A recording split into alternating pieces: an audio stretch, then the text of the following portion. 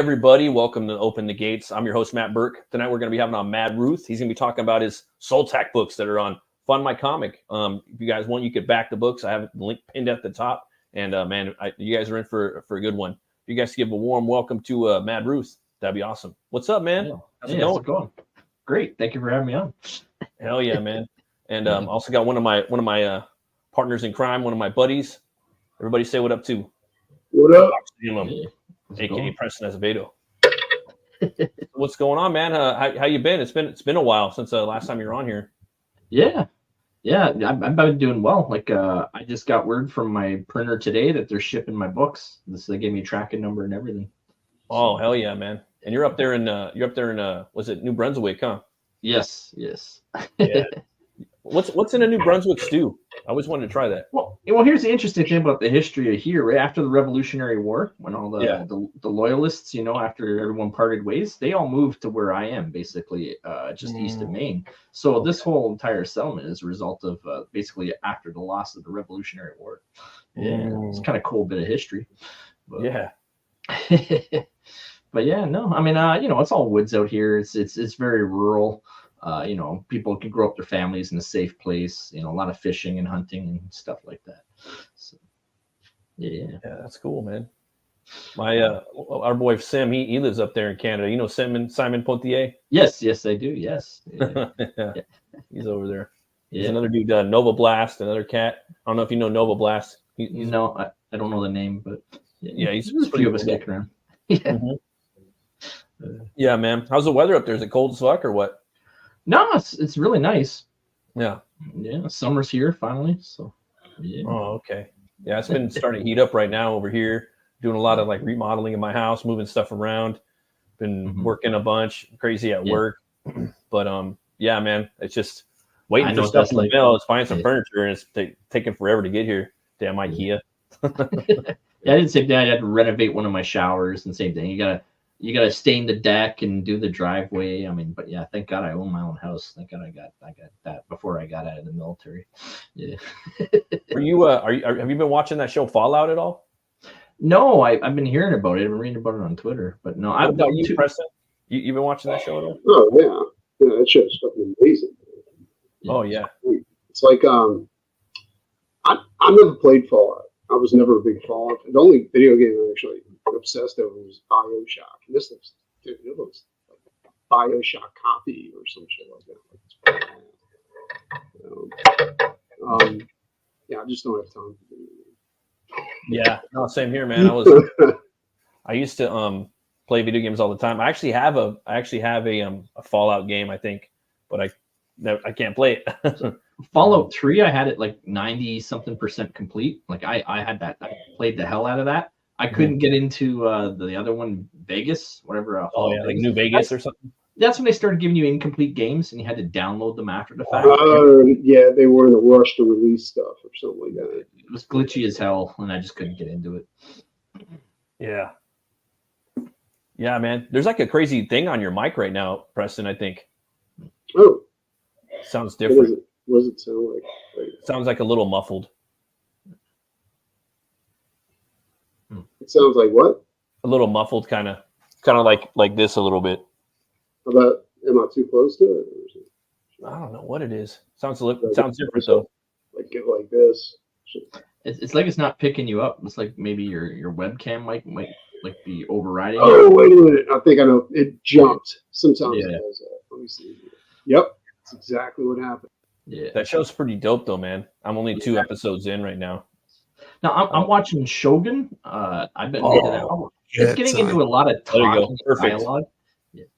Well, the original Shogun was kind of like that too. I love the original Shogun. Yeah. But, this one that was a little bit deeper into the Japanese politics, like everything that was going on. Yeah. And one thing I didn't know, I thought the original Shogun like made most of that shit up. About the Spaniards, like dividing up that part of the world and saying this is all ours now, even though we've never been there before ever. And they claimed China, like China was theirs, but the Chinese had no idea that they had claimed it. What I'm saying? Like, and yeah, dude, it was crazy. Like, I don't know. Yes, Shogun. from my understanding, doesn't one of the characters in your book have a katana? In mine? Yeah. Yeah, they're neo samurai. So I pushed my universe 6,000 years in the future, so it doesn't have to really be. You know, I mean, it's so far into the future that you're just rewriting history at that point, right? But yeah, no, I brought back the neo samurai. So yeah, I've got bounty hunters and swords and guns and AI. Preston, have you seen these guys' books at all? Preston? I'm looking at it right now. I was trying to do a search on it so I can read. Fucking dope, dude. You will love it. Like he's putting like everything that's sci-fi into one fucking book, dude, that you love, like digging an orangutan. John Carpenter. An orangutan on there. Yeah. The fight scenes are fucking like choreographed, dude. You can see everything like a fucking like a kung fu film or something, you know. Nice. All the stuff in there, like I mean, I'll just start naming shit off that I like, and I see it in the book. You know, a little bit of Resident Evil, John Carpenter. Like, oh man, there's just so much stuff in there. Escape from New York, Planet from New York. Yeah, that's sweet. Did you do all the artwork on it? Oh no, I wish. No, but I do the layouts and like I write it all, create it. But no, my artist Gonzalo Loyola, he's from Chile. And yeah, no, I couldn't do this without him. Like he's an incredible artist. Yeah, I have to check this. I might have to get copies of all this. Oh, dude, I think you'll like it. It's cool if I play the trailer real quick. Yeah, absolutely, of course. Sweet. All right.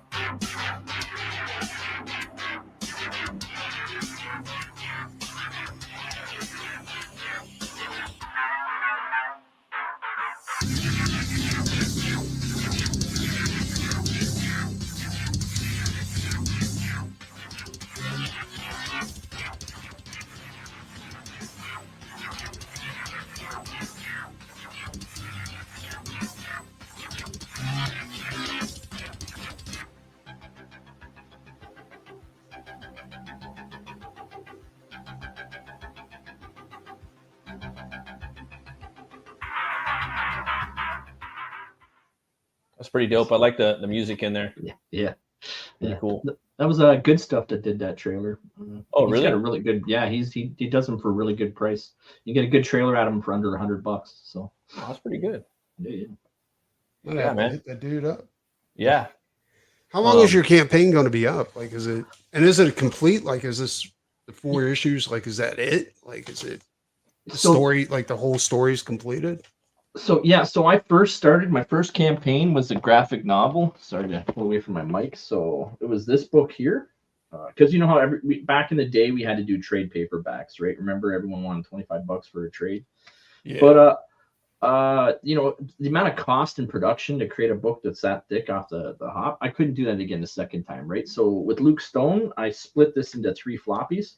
And I said, hey, those are smaller bites, and I could handle doing floppies instead. So the same book, I split it into these, right? Issue 1, issue 2, issue 3. So these are all the original book was basically a graphic novel, like a big trade paperback. Yeah. So this is 1, 2, and 3. It's the betrayal, and this is also 1, 2, and 3. So it's the exact same story, just split into floppies. Okay. So that way I was able to do issue 4, and it's only 32 pages. You know, it's another floppy, so that's issue 4, and that's what's being delivered right now. And then I've already got like 80 copies each of these. So once issue 4 arrives, I can throw them all together in bundles and ship them. And issue 4 is on its way right now. So you have copies of the graphic novel? Like I got a whole bunch of those too. Well, yeah. I'm gonna have to hit you up privately and get one of those. Yeah. Yeah. I love that cover on that. I'm a collector. I like getting the original. Like if you back my campaign, honestly, I'll just throw it in. Just no worries. I'll just add it. Sweet. Yeah. I've got like 200 of these, so I'm happy to get rid of them because we did have binding issues with them. Like 1 out of every 7 of these falls apart. But like, how do you go through and find out which ones are which? So I tell people if they have one and they just message me, I'll just mail them a new one. But nice. But yeah, for sure, I'll just throw that in. No worries. I knew you dig this book, Preston. Yeah, it looks badass. Looks very metal. Yeah, dude. It's just like because he was like one of the first people I had on my show, dude. Open the Gates, and we were talking about the graphic novel. Now we're talking about the fourth one, but man, he just like just I was like just check, like I said, just checking all the boxes. They follow the. I don't know. Maybe if you want to give a little synopsis about Soltac for the people that don't know about it, Craig. Sure. So, like, I spent 26 years in the military, armored reconnaissance. I did 2 tours in Afghanistan and a tour in Bosnia. So, going back to like 2005, this was my escapism in the military. I wanted to do 2 things in life. I wanted to serve my country, be in the military, go to war, and I wanted to be a writer when I got it. Right? You know, it's that whole thinking and all. But so you got a lot of idle time on your hands with nothing else to do in the army. Like a lot of time sitting in airports and sitting in dirt holes and sitting on sentry. You got nothing but time, honestly. So, so that's when I started dreaming up this idea, just like as a fly on the wall, 6,000 years in the future of what humanity would be like. And then, I mean, obviously you've got to create a story and you've got to create a band of misfits. So that's when I got the backstory of, oh, what's this up? You can really tell throughout the course of the book. The Mad Ruth took his time and structure. Thank you very much, Aldous. Yeah, I could just tell by like, I mean, if you guys go back and watch the first stream, I could totally tell, man. Like, oh my god. Yeah. So basically, I had to create what my characters would look like, and then create all the stories around them. So Dexter Barrow, he's like this rugged bounty hunter. He was a sergeant major in the war against artificial intelligence. And everybody lives to be like 300 years because we modified our DNA at this point, 6,000 years in the future, right? So everyone's like WWF wrestler size, you know, like the peak physique and live to be 300 years and all that good stuff. So he's got like years of experience. He fought in the war. He's now like this ruthless bounty hunter who will do anything for money because we've conquered the whole solar system, all the moons and various planets and terraforming and space stations, but we haven't gotten out of the solar system. I think that's a big enough sandbox, I think. Yeah. And I think traveling at light speed, I don't want to get too much into science and stuff, but it becomes unrealistic, right? Because of the time constraints of traveling at the speed of light. Like, right. So, you know, I figured inside our solar system is a good enough universe, and we've modified DNA and stuff. So I've got little ferrets that talk and they're telepathic, and obviously like orangutan, it's now sentient. You've got artificial intelligence, which we've been at war at. So just creating that whole universe on my own. And it's ruthless, and it's, you know, it's really cool, and it gives our reason for why these characters all find each other, and why they're on this great mission to take care of this overarching galactic conspiracy that's basically keeping us confined in our solar system. And it just tries to unravel all those layers of why humanity's here, and, you know, why we haven't been able to interact with artificial intelligence, and sort of what kind of things lurk beyond our solar system. You know? Yeah.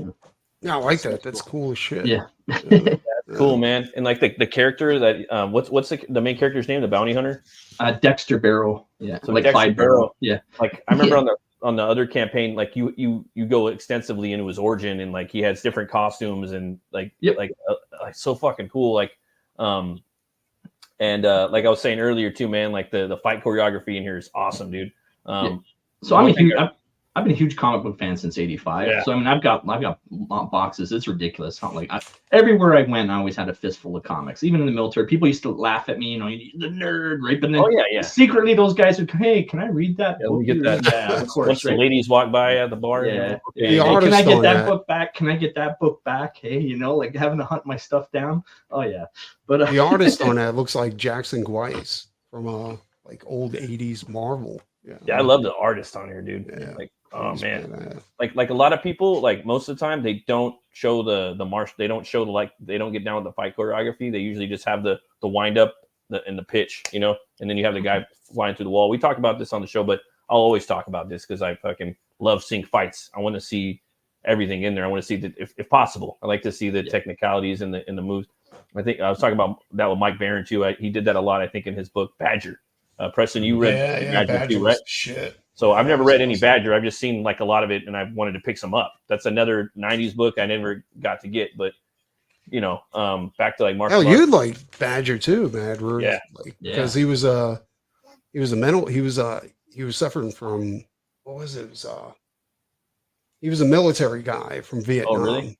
And he cool. he had what is it called? That mental disorder, like military guys get PTSD. PTSD. Yeah. And he would snap, and he thought he thought he talked to badgers. You know what I'm saying? Oh, really? And he had like these ghost companions that followed him around and shit. Oh wow, It was nuts, dude. It was completely off the rails. You know? that's really cool. Yeah, That's awesome. I like Mike Baron's work, so I should check it out. Me too. Yeah, dude. Mike's shit. I'm about to read Bronze Star this weekend, dude. Like, because I do little reviews on this channel. Like usually Wednesday, I'll do, because it's comic book day. I'll do like a LCS review. I've been doing Conan right now. Once I'm tap that, I'm gonna start doing the last Ronin. But on the weekend, I try to get like a book, like a graphic novel, you know. And I like to sit down and read it and just, you know, just kind of do a little review. And Bronze Star, have you heard of Bronze Star, Preston? The one with the werewolf sheriff, the Western? I did. I just haven't had a chance to go ahead and I never backed it. I haven't been able to back a couple of things. I didn't back it either, man. I got like a couple extra things. I got Thin Blue Line from him. I want that too, man. Yeah. He actually got a cop to go ahead and illustrate that. Yeah. I want to get that book. I reviewed Private American. That was dope. And I got a copy of that too. That book, Bronze Star, they have a black and white artist edition. I was like, wanted that one and the colored one. I was just like, fuck, I didn't know what. I ended up getting the colored one, but I wish I bought the black and white one. I think I'm gonna have to save up to get the Nexus. Yeah, I want Nexus too. Yeah, man. Like, there's so many books I want. I'm glad I got Soltac though, man. Dude, I did that in black and white too. I don't know if you knew that. Like, let me see. If you're not a fan of color, yeah, let me get you Solo. There you go. Yeah. Like, you got a black and white one right there. Sweet. So the cover's not as great, but like what I did was anytime that there was blood. Dude, that's so cool. I did that too. I knew you get a kick out of this, Preston. Yeah, that's awesome. But yeah, why not? Right, like the line art's already done. No, I hear you, man. It's fucking dope. You know, do a couple of extra cool little things like that, and you got a second book already, right? So yeah. Oh yeah, 100%. It's good. You put those two out, you sell it for $40. You know. Do you have any sketch covers yet? For in my books? Yeah, for like number 1 maybe. No, I haven't put anything. You should do that, bro. You should, because you got floppies now. I mean, I'm saying you should do that. I've never done it, but I mean, I just think it's dope for like number 1s. You know what I mean? Like, I haven't really gone after anyone to draw my characters or include my characters in like trading cards and campaigns and like stickers and stuff. I've been really bad for that, like reaching out. That character's dope. I love to draw him. I'm just saying it. I like the look. I mean, I ain't gonna lie, man. He just has that cool bounty hunter, fucking biker with a trench coat. I'm thinking the orangutan looks like a samurai. Yeah, dude, he looks fun too.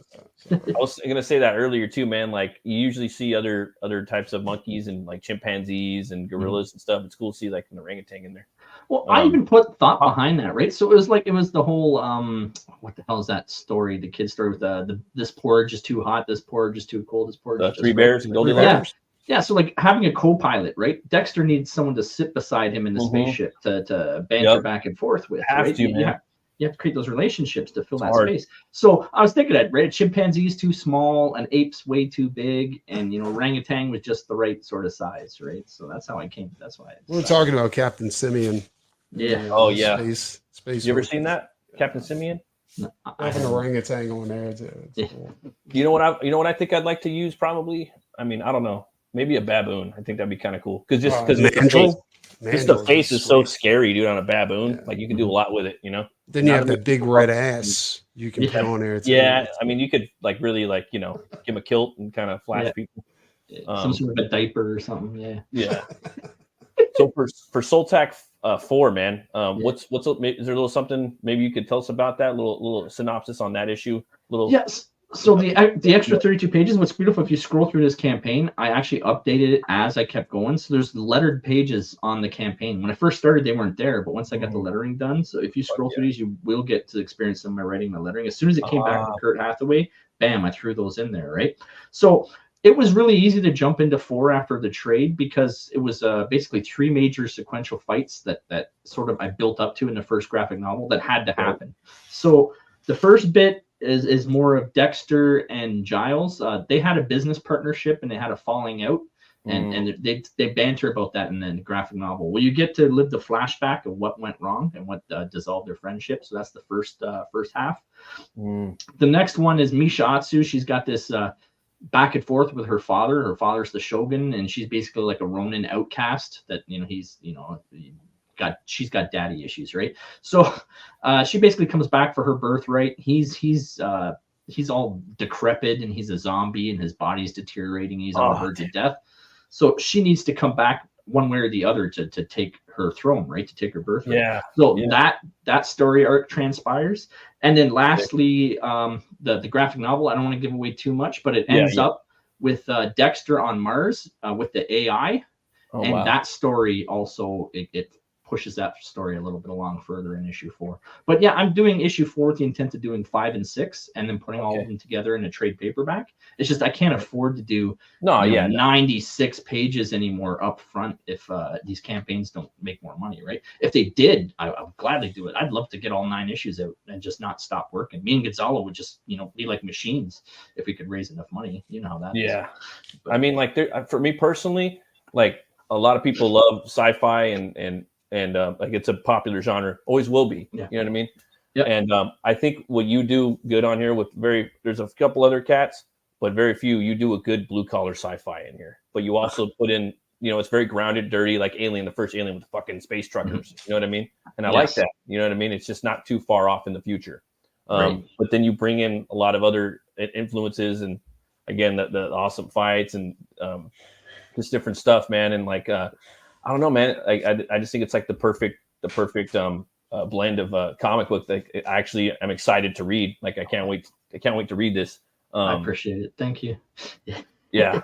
I'm very much influenced by all that. Like I was an Image Comics guy in the 90s. So I mean, I read Spawn, like same thing with reading. I'm starting to read Butch Cleaver, by the way. I got it right here. Oh, what the hell? Started reading that. Yeah, love it. But obviously I'm influenced by like Spawn, Bloodstrike, Youngblood.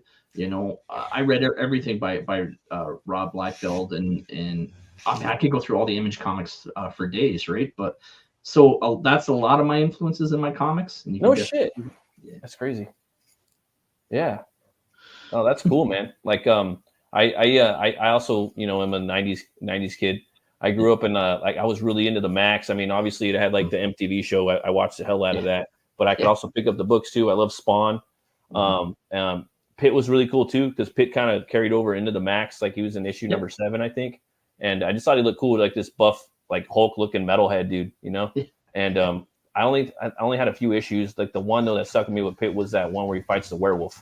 And I was just that was badass. This is so like clean and like shiny and like brutal and visceral and next level art. Like my little like fifth or sixth grade brain didn't know what to do with it, But then you like come when, over to artists take their own like a lot of liberties when they're doing classic monsters like that, and he made it look like crazy, dude. So good, man. Like and there was so much stuff that like came out in the 90s, dude. Like there's this one guy. I mean, Cartoonist Kayfabe, they cover a lot of this stuff, but they used to. Yeah. But also there's this dude called AKA Pad, Peter A. DeLuca. He does a lot of fucking 90s stuff on there right now. He did the Ultimate Warrior comic. That was really cool. I really like the Ultimate Warrior, by the way. Cool biography. I was a huge Ultimate Warrior fan back. Dude, he did his own comic and like fucking broke down the like the whole thing in the first page. Like this color goes to this word balloon, and this is why this word balloon. You know is why like, he got glossary in the shut first down, page, right? Like, well, Vince McMahon was going after him because he like, was trying to be an entrepreneur, And his family had this like thing where all the men would die at the age of 50. Yeah, so that all was the hell crazy, wigs. dude. So they would. Did you see that biography on him, Mad Ruth? No, I haven't. No. Fucking dope. Oh, it's dude, on YouTube right now. It's so good, and like yeah, it was just so cool. Like this, like made me like the guy even more. And he was a conservative, and he didn't give a fuck. He was so based, like dripping with based. But just man, like I'm like, damn, I want those 4 Warrior comics. And I just love the bombacity of the 90s. That like there's just things I love about the 90s from being a kid, but then there's also things from like the 70s and 80s and stuff that I want to pick up too. You know what I mean? And then there's just like the classic stuff. Like now I'm just like a comic book whore, like in general. But I love the different decades for what they are. I respect them and love them for what they are. But for sure. That's a good show though. I'd like to have that guy on this show sometime. But yeah, that'd be cool. Yeah, man. Was there any other like books that you liked to growing up other than some of the ones you named? Any other artists or writers? Real quick, Preston, You should see Mad Roots like breakdowns his stuff for his artists, man. They're finally detailed, like his whole universe, like meticulously. Like I don't know, man. Like I'm just really cool. So, but I can show you some of that. Yeah. So I mean, I'm a writer, and I mean, like I don't consider myself an artist, but like there's an idea of my thumbnails that I give to artists. Sweet. Yeah. So and then like here's a page out of my book that's me sort of doing it up for my artist. So every week I would give him one of these, and every week he would come back and he'd give me another page, and I'd give him another page. So every Friday would be our deadlines, and it's just like we'd spend the weekend discussing it. I would show him like 9 panels, and he would say, "Nah, I can do it in 6." And we would just go back and forth. And then by Sunday, we're like, "Okay, we got it. We got the next page." And that's just how we work, 1 page a week. That's like the best. That's cool. Though. Example of a writer ever. Right? And do see that, all the layouts for you. That way you don't have to worry about that. You see the layouts, and he gives them 9. And the artist is like, "That's dope, dude, but I could do 6." And he was he wasn't like, "No, fuck you. You're doing my 9, and you're drawing it like this." No, but he was like, But he gave him a lot. The hardest part to me is doing the layouts. Like, it's a collaboration. Layouts, right? You need to pull your interest, and you got to rely on people's expertise and knowledge. And you don't want to stifle creativity. You want to encourage creativity. No one wants to work for a tyrant, No, I mean, like, and that's why you work with someone that you love. You know what I mean? Yeah. Like, me and Preston, we like to work with Brian Christgau. He's an awesome writer. What's up, Brian? How you doing, brother? Smack about me behind my back? Nope. You just kind of popped in when we were talking about writers and the whole creative process of like when the writer works with an artist and vice versa, and they got to have like a simpatico, fun, organic, artistic storytelling relationship. And they both got to be having fucking fun doing it.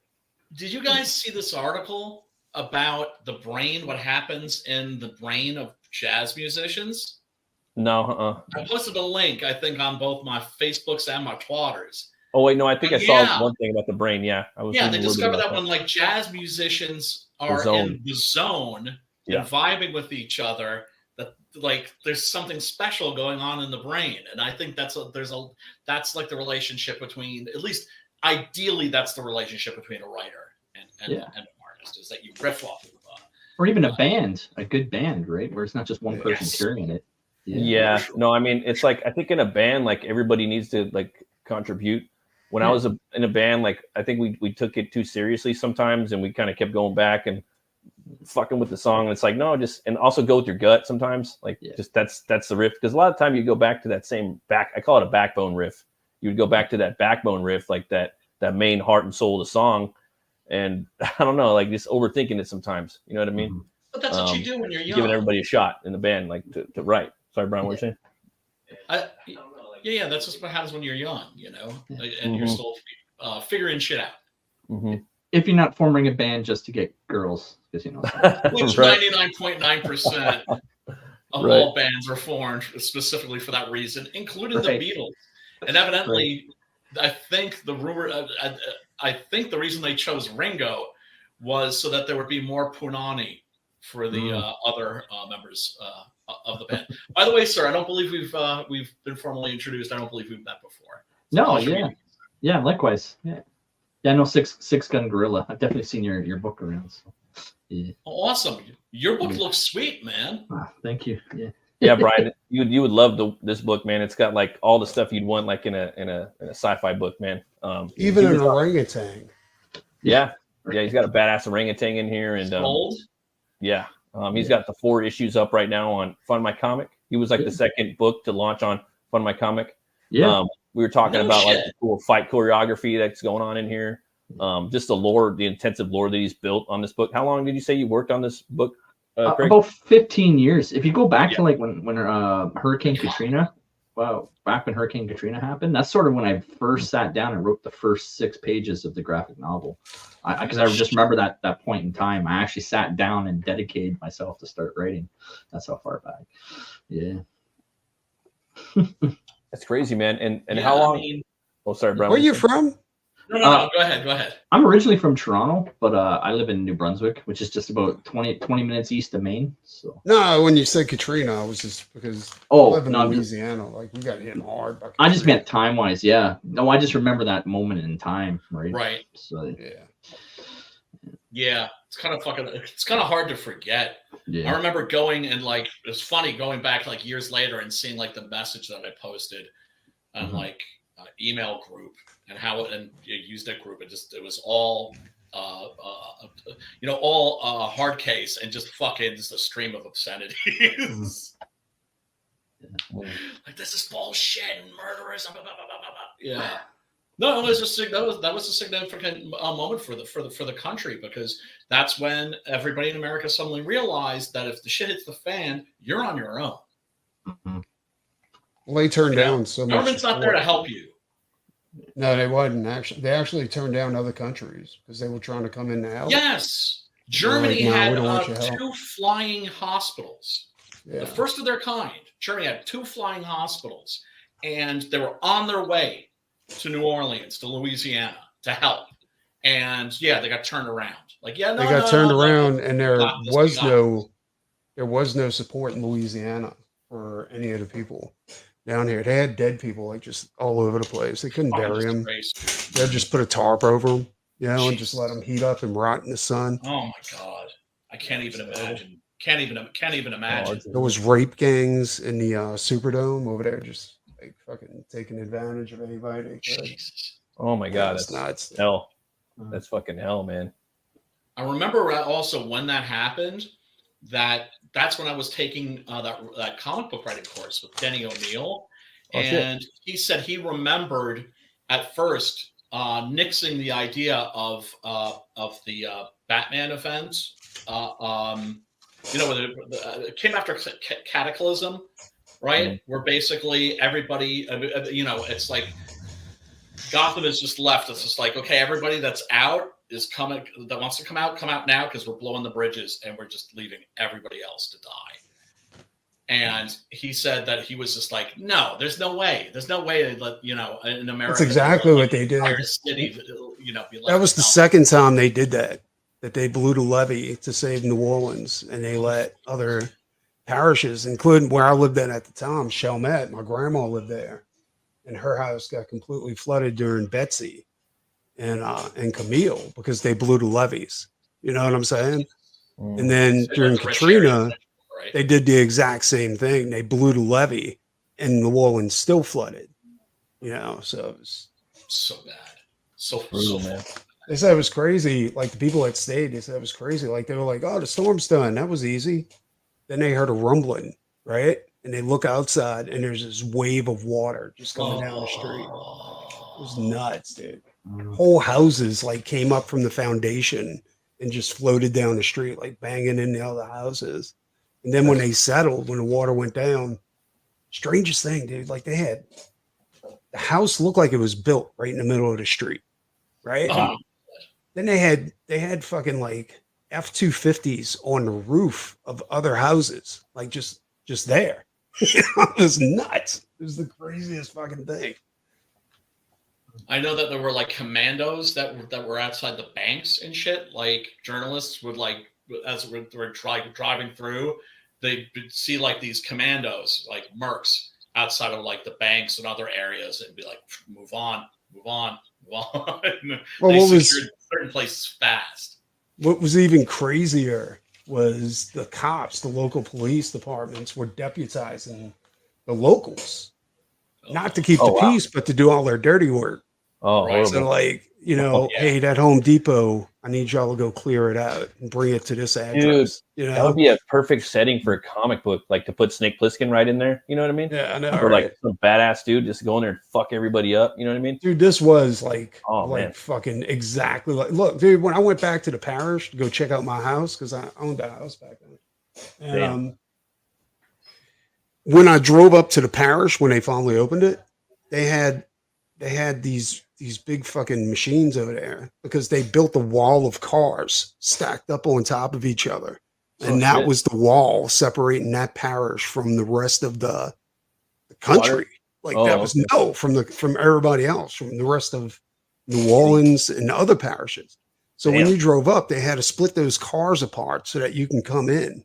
It's like something out of like a John Carpenter movie, dude. End of the world. It was literally like that. It was like nuts. Walking Dead. That's what I'm saying. I mean, it's perfect for a comic. Like you could take like the stuff that happened to you and like make that into like a story.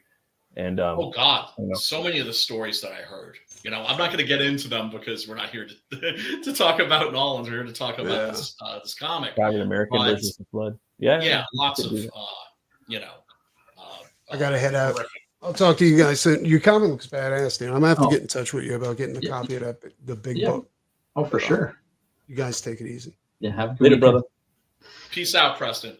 Oh, wait, is he gone? He's gone. Yeah. He's gone. I have to ask him where he put where he put the upload files on. I'll hassle him in private.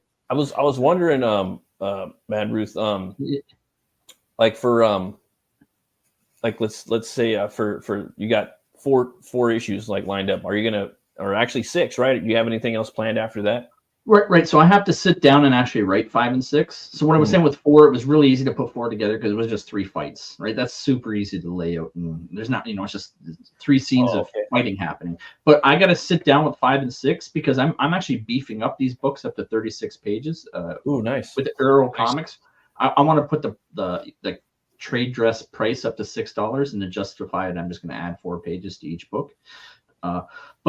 So with that, 5 and 6, they now have to be 72 pages. So I can't just like willy-nilly do it the same way I did with issue 5. Right. I actually got to lay out those 72 pages. And you're a different person now too. You like learn things, you know what I mean? Like every year, every 6 months is like creators, we're kind of learning things. Yes.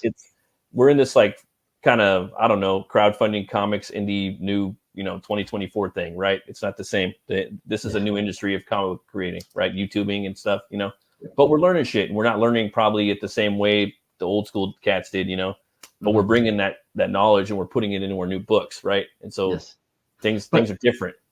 Right. And I mean, each page costs a lot of money. Like it costs almost like about around $200 a page, like to pay everyone that collaborates on that page. Like, it could be even more than that. That's cheap. I got to make sure cheap, every one of those 72 pages, it has the right punch, the right amount of panels. I'm not wasting, time. I'm not wasting panel space.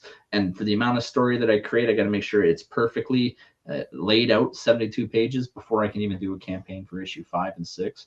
But so I figure it might be like a year down the road or so. I'm not going to rush myself. I'm going to kind of enjoy a little bit of time.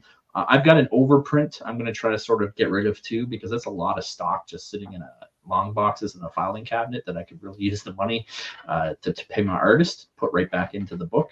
Oh, by the way, every dollar I make goes right back into Soltac. I don't do anything else with it. But I just need that time to lay those two books out. And then I think my next campaign, because I still haven't broken 5 figures, and you know how that every artist, they want to break that 5 figures just to say I did it. So what I'm going to do is I think my funding goal is going to be like 4,000 for issue 5, which scares the hell out of me because I've never had a goal that big before. But so 4,000 for issue 5, and then if I break the 10K mark, I'll give everyone issue 6 for free, and then I will have the next trade paperback once I. That's good, man. No, so, I think you'll be able to hit it. I gotta ask you a question, man. If you were to make an action figure of you, what would it come with? Oh, good question. It would probably, my good old assault rifle, which is like the M16, because that's the weapon I serve with the most. But, this is a funny question I always bring up at work. You know what I mean? We would fuck with each other. You know what I mean? Like, because you'd find what people would bring into work. Like, you'd have your CD player and your coffee cup, I like my assault rifle. I mean, I've been three tours with it. I served with it for 20 years. I know how to take that thing apart and put it together. Yeah. I'd have my drawing. I'd have my coffee and my little drawing board, Have you ever thought about making action figures for Soltac? Oh, I haven't thought that far out. Right now, I'm just trying to tell the story. I'm already accomplished so much. I mean, this community has been so fantastic.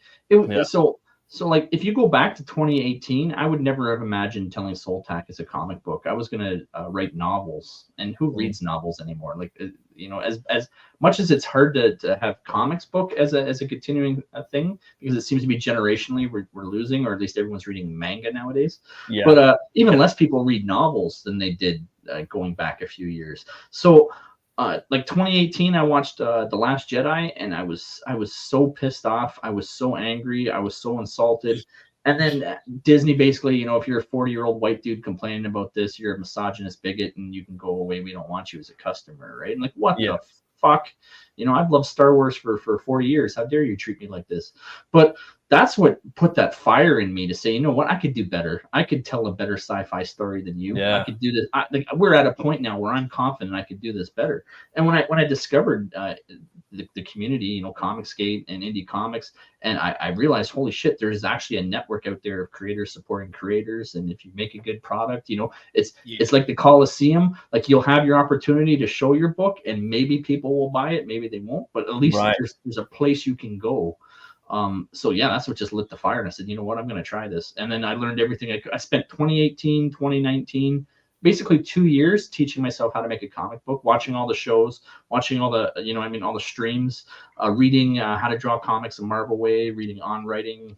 There's a couple other graphic novel creating, learning about panels and sequential artwork, and why to make a long panel and a short panel and a close up. Before I even attempted to tackle this, I spent a couple years like learning how to do it. Wow. Yeah. Like, that's like, I mean, how rare is that these days, do you think? No, man. A Zoomer doing that? No, man. But you have to put in the work. You have to. You have to put in the work. Yeah. It just, everybody wants to go from A to Z. And it's just like, no. It takes time. Yeah. It doesn't happen overnight. Yeah. No, far from it.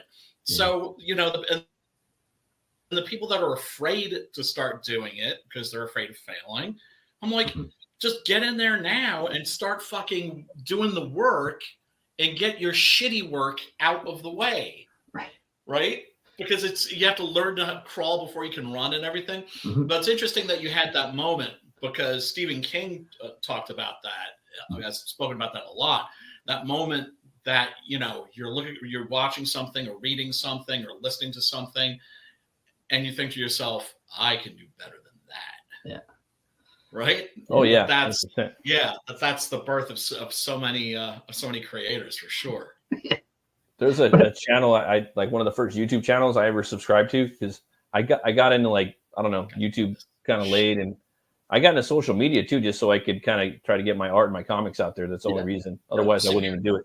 But one of the first channels I was Strip Panel Naked. I highly recommend it to you guys. I don't know if you guys have heard of it, but the dude doesn't do, it's all just breakdown. It's really well put together YouTube channel. Panel.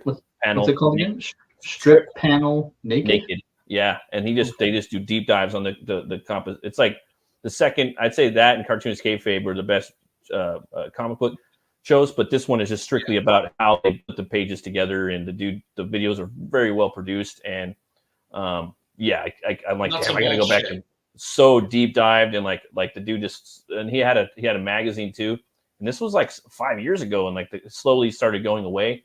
But I was just like, damn, dude, that was such a good YouTube show. You know what I mean? Like, very, very well executed and put together, and you don't really see people do that. Like, they just deep dive on every panel. It's kind of intuitive and like very fine detailed, and I really like that show a lot. How to Draw Comics the Marvel Way. I had that as a kid growing up, you know what I mean? So I like studied that, and then like, Buscema drew that. And I don't know, like that was always like in my head, the way that he drew, even before like I got into the whole 90s stuff. I got it pretty young, and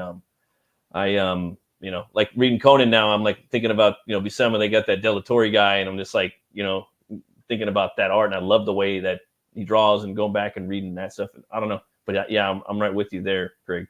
Yeah. Same shit, sort of. We just keep taking it all in. Just there's so much out there, and the more I'm learning, like I didn't know anything about, like, going back. I thought I knew about comics, I knew nothing. It's like anything else. The more I'm learning, the more I realize how little I know. It's embarrassing sometimes too, because you think you know shit, and you're like, damn, I don't know fucking nothing. You know what I mean? But I mean, your book looks, your book like is pro level. You know what I mean? And you should because Brian, we had him. He was like one of the first shows that we had when I started Open the Gates like over a year ago. And it has, like, he's on the 4th issue. He took the first, that when he was on earlier, he had the graphic novel, right? Yeah. He broke the graphic novel down. It's 3 issues. Yeah. And now he's got the 4th issue. So you could pick up all 4 floppies, right? Yes. And on that one, on that page, there was different artwork, and you could see these other. I mean, there's dope ass artwork and stuff on here too, but then there's a lot more other stuff too. You can check out really cool fight choreography and like Carpenter and dude, Blade Runner, Alien, like Star Wars, like all the cool shit, dude, like that you like. It's like it's in there. I'm like, oh my god, and samurai stuff, like samurai shit. Like I don't want to, sound like a fucking dude from California, but man, and it was done with intent too. So like some people are like, hey, I can tell where you got this. I'd make no secrets of it. I took everything I love from the 80s and 90s and I threw it all in my blender. Same here, man. Like with my character, like I did like for launch for FUNDMYCOMIC, I had 10 tabs open of influences for Butch Cleaver, and I'll still like, that was only 10 and I got more, like I will my head's already racing with that character, like looking up yours, like because it's got that Mothman influence. I'm just thinking like it's the 1800s. You don't quite got subways yet, but you've got like undergrounds and cities and like the Gothic style, and you got gargoyles, and I'm digging it. It's really cool. Oh, thanks, man. Yeah, I hope you have fun reading it, and trying to get better with each book. You know what I mean? Yeah. Like Brian says, in the first, you got to put out your first stuff. Might be a little, not up to par yet, but it's going to get better and better. And that's what I'm trying to do with each book. But the thing is just to keep making it. You got to put in, dare I say, those 10,000 hours. You know what I mean? You really do. And even Baron was talking about it. Yeah, man, you got to put in those hours and shit it all out. And like I believe that too. Like it's just the truth. But I'm proud as fuck of those Butch Cleaver books, and I'll never go back and I'll never change anything about them.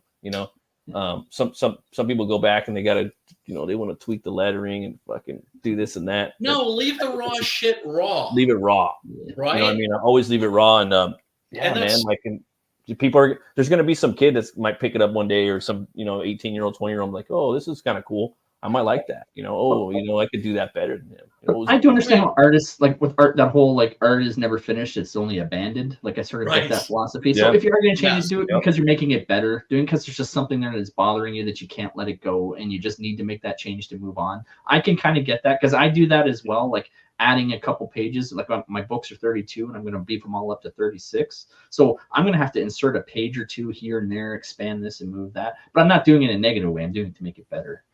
Oh yeah. Yeah. Right. But then you have to be careful not to over rewrite. Right. Oh, right. Because then you get to a certain point where you actually start doing damage to it. Yes. Yeah. Right. Oh, absolutely. Because we all kind of like, I like to think we kind of self-edit along the way as we're writing, we might go back and prove, fix this, fix that. But for the first draft, it's best to just fucking shit the whole thing out, so that you have something to work with. Well, there's some people good writing is good rewriting, but you have to also know when to back away. Yeah, there's some people that just over obsess and they just can never get it out because they can never stop monkeying with it. Right? Fucking with it, yes. It's like a song. It's like writing a song with a band, like you have the backbone riff and you go in there and you start adding more and more to it and taking away, and it's just like should have went with your gut feeling on that.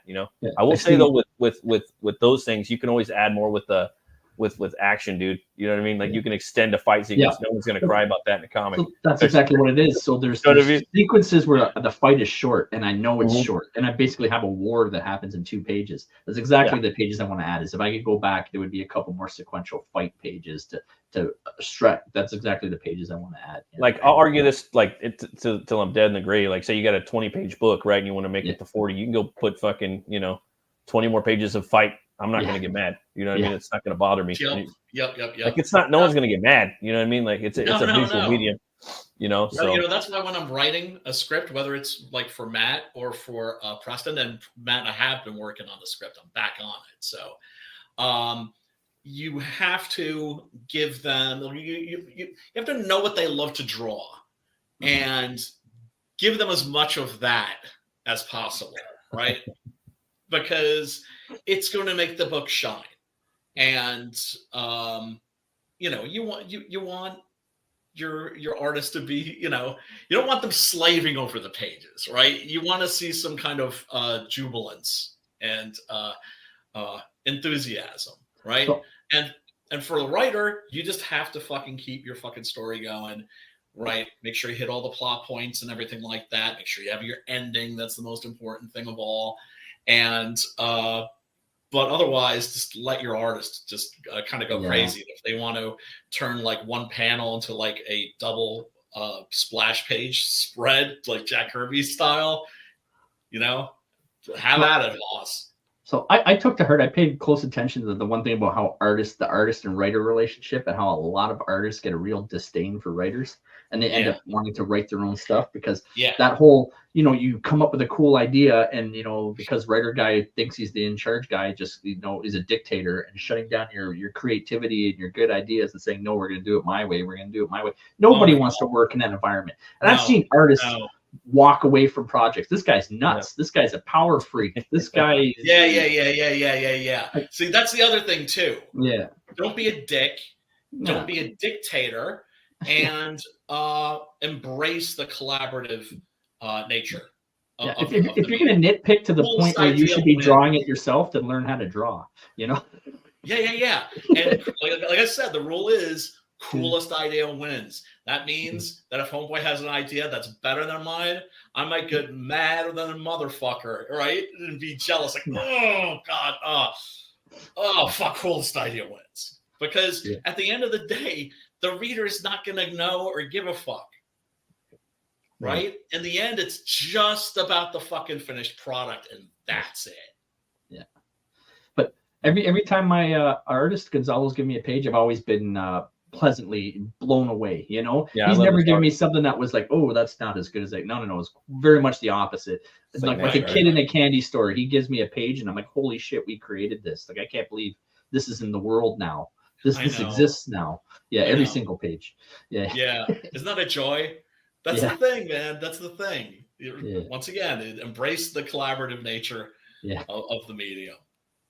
And I'm just having fun. Like, this kept me sane. Like, this kept me through COVID. Think about it. Like, I just started this 2018. Does everyone remember how insane the fucking world was in 2018? Yeah, that was crazy. And in 2020, like, if it wasn't for this community and everyone in comics and everyone that I made friends with, as well as coming out of the military, going from that to just being living in my house like a hermit with a 6-year-old kid and my family, you know, like, oh God, I found Comicsgate and everybody in it at the right time in the right place. I'm just having fun. And I'm grateful and thankful. No, dude, that's another thing too. Gratitude a little bit goes a long way, but also it's like we have an opportunity to do this. Like, this is something that is feasible, right? Like, the technology in the past would never allowed something like this. It's crazy. You know? Well, it's crazy how digital art can be sent over the internet. Like, you couldn't do this in the 80s. It couldn't be done. But I could take, you know, a high 350 DPI image and send it from Chile to the Philippines, and then from the Philippines down to the States, and the States back to me in Canada, right? Like, incredible. It's amazing. It's amazing. Yeah. And that's the other thing too.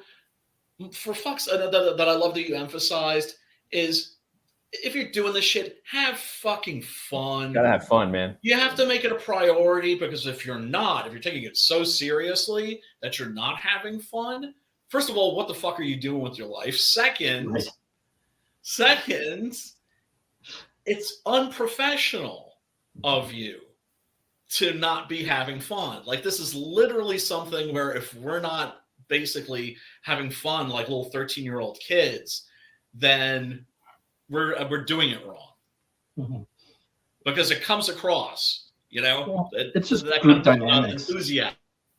Like, I mean, I was in the military for 26 years, so I mean, I know about teams. I've been in Afghanistan wandering in villages, and I'm like, we're 20 kilometers from the nearest road. Like, if something goes bad, all we've got is ourselves, you know. You very much need to rely on the strengths of your team. You very much need to learn your team, what their weaknesses are, what their strengths are, who can carry the extra weight to you know, to help take care of that, who's a good leader, who needs a little bit of extra help, you know what I mean?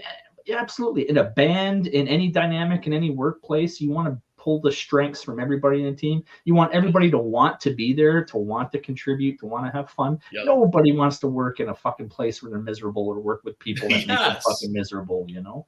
That sucks. Yes. That's why we're lucky to be doing this shit. Yeah. So, but yeah, it does make me sad when I see that happen. That you know, I mean, and that's just life experience. Like, I'm almost 50, And I think that's probably a generational thing. I wasn't always this way. You know, in my 20s, I was a prick. But well, you know, I mean, that's the thing when is hopefully you evolve as a human being. Hopefully you evolve, right? Because there's a part of me that's still like, you know, like the little 12-year-old monster kid with his, you know, with his horror comics and all that shit. But at the same time, it's like you hope you develop some kind of emotional maturity. And you know, most importantly, it's just like, you know, take your work seriously, take life seriously. Don't take yourself seriously. Yes, for sure.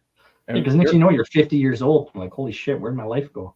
I know, dude. I'm right there with you, bro. I'm right there with you. Yeah. But the thing is, it's like we're not aging like previous generations. Like, have you noticed that? Yes. Yeah. Oh, yeah. It's people crazy. I can pass for being, like 10, 20 years younger than I am in some instances. That's the same there. 50-year-olds used to look like old people when I was a kid. So yes. Yeah. So you know, 50's the new 40 and so on and so forth. It's all the preservatives in our food. Yeah, dude. Maybe who knows? Who knows? You're at 169 backers right now, man. You got to get up to like 200. Oh, yeah. Yeah, I've only got about 10 copies left too, by the way, of the floppies. Like I gotta keep a little bit of an overprint, but I don't have very much. Well, you hear that, everybody? Come in here and check them out. Man. We'll pick it up. Let's get it. Let's get it going for the first print run. So yeah, I only printed. So this is the one I printed the most of.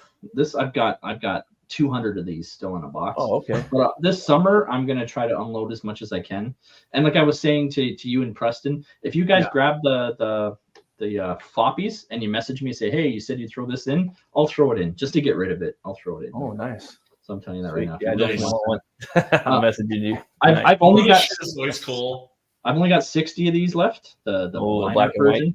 Black and white and blood version, Brian. Yeah, and Gonzalo, because I need a year to write my book, he really wants to do his own 48-page comic. He's terrible. I don't want to say it. Gonzalo doesn't want to go on the internet, no matter how much I try to say, hey man, you're the artist. No one gives a shit about me. I'm the writer. People want to learn you. You're the artist. You're the talent. He just wants to draw. He just wants to go to his father's farm, and he just wants to get paid. He's like, I don't want to do the social media, man. I don't that, man. I agree with him, dude. If I could do that, I'd do that. Yeah, no, I mean, it has its downsides. That's for damn sure. You know, when you think of how much time we spend promoting that we could be spending on creating. Yeah. Right. And I'm the writer, so I've got nothing but time. So right. Always waiting for art, you know. But that's cool, man. There's nothing like getting those pages, you know. There's nothing like getting those pages. But this is the first gap we've had where we stopped working, because we never stopped. Like we started January 2021. We've been working nonstop. This is the first time we've actually stopped having pages every week. It's crazy, huh? Wow. Yeah. But he's working on his own book, for his own 48-page book. I'm going to try to crowdfund it for him. I told him, I said, hey, look, I might be able to raise you $2,000, but it's more of like an anime style line art book that he's doing. But he just wants to create it, just like all artists. He just wants it to be real and existent in the world. And he said, yeah, if I could raise 2,000, you know, it's about 1,500 of that's going to go to printing and fulfillment. You might only put 500 in your pocket. He still said, not just to have it exist and have me send him the books would mean the world to him. So that's what he's going to do in that gap while I'm writing 5 and 6. We got to come on for that show maybe, and we can talk about it. Yeah. You know what I mean? Yeah. I'm going to have to promote it. So, and I also got to translate it for him because he's worried like English isn't his first language. So, so I will have sort of a editing credit in the book as well. That's dope. That's cool. Yeah. Yeah. Well, I mean that the writer is doing the translation. Yeah. That doesn't happen very often. Most authors don't have that luxury, do they? Yeah. That's great. Well, that's thanks, awesome. man, for coming on the show, man. Thank you. Yeah, dude, we gotta have you back on again sooner. And also Saturdays if you're ever available. I do the live show at 8:00 too. Come on, kick it, brother. Yes, and likewise as well for you, Preston. And if you're interested, Brian, I have a show on Fridays. I don't know if you've heard about it. Like we've been trying to get the word out. The Friday nights. It's me, Chris Faction, and Jason Sandberg. But we do 90 minutes, 3 topics, and 1 guest. We do it every Friday. So yeah, if you have a new project and you want to get more eyes out, A lot of people enjoy backing. We definitely, it's just fun. It's just laughs. We just come up Friday. Okay. We laugh at this ridiculous shit, and then we try to see if we can get people to back a book. So yeah. Awesome. Yeah, brother. Dude, shoot me a DM or something. Yeah, for sure. I'm ADD as fuck, so you may have to kick me in the ass. I'm pretty sure we follow each other, so for sure. Okay. Rock and roll. But no, that sounds great, man. Yeah. And oh man, I'm just like jealous of your background because I used to have like a dope background full of like toys. All the cool you should see the whole office. I got to do a video of the whole office. I got like all Gentle Giant figures and statures and stuff like that. Gentle Giant? Yeah, the band? No, it's they make stuff like this. It's a brand. Okay.